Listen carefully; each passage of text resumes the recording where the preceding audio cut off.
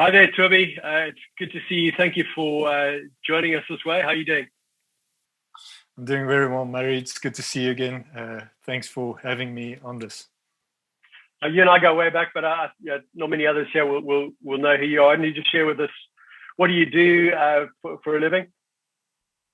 Yeah, my name is Tobie Meyer. I'm the executive director for an organization called City to City Africa.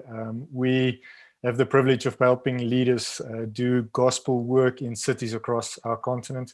I'm married to Mariana, and we've got 3 daughters between 12 and 7.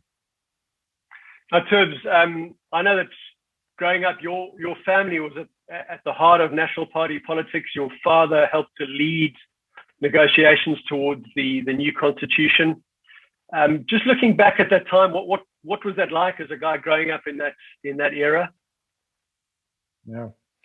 Yeah. So the bulk of the action was, in a sense, when I was in high school, and so I was old enough to remember a lot of some of those pivotal moments, and I thought it very exciting, and I mean there were challenging times. My dad wasn't always the most popular politician, but yeah, it was fascinating to be able to I think to live through it and to be, I think, old enough to remember a lot of those things which I think made history.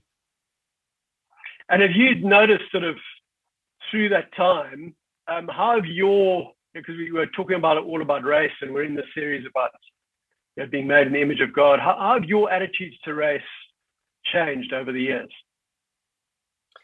Yeah, I only became a Christian at age 25, when I met you in London, but and so in one sense, the Afrikaner house in which I was raised wasn't necessarily overtly very racist.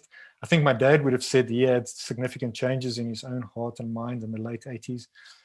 But the house in which I grew up in, I remember, in a sense, the picture in our minds was that there was enemies all around, the English, and the Swart Gevaar and all of it. And so but so it was probably a liberal Afrikaner home in some sense.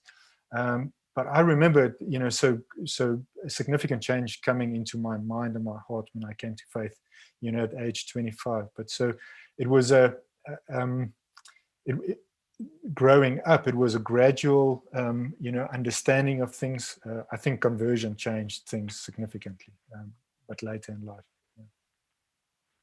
And so I've been asking all our kind of guests in the series, just in terms of this idea of being made in the image of God, and now as a Christian being kind of shaped more and more into the image of Christ. How does that impact you day to day in terms of how you think of your past, how you think of our country, how you think of your current role? Yeah, so 2 things that stand out. The one is, as I came to faith, one of the primary things that changed and that I realized changed about me is that I'm primarily Christian first and Afrikaner second. And so that's quite a significant thing, at an identity level. It determines how you look at everybody else around you as well. I think in recent times, when in the current South African political climate, I think one of the challenges has been to be reminded of that. When, for instance, you challenged that you're not African enough, to be okay with saying I'm Christian first, even though my language might not be African enough or my skin color might not be African enough.